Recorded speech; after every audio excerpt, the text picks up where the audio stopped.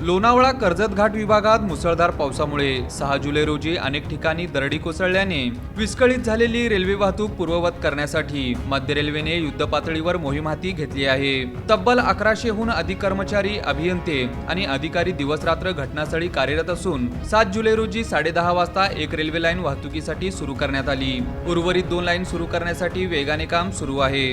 पुनर्स्थापित मार्गावरून Lokmanya Tilak terminus Coimbatore express ही पहिली गाडी 8 जुलै रोजी मध्यरात्री 1:15 वाजता ताशी 30 किमी वेग मर्यादेसह रवाना झाली। त्यानंतर दादर साईनगर शिर्डी एक्सप्रेस रात्री 1:57 तर हैदराबाद छत्रपती शिवाजी महाराज टर्मिनस एक्सप्रेस पहाटे 5:09 अपमार्गावरून धावली।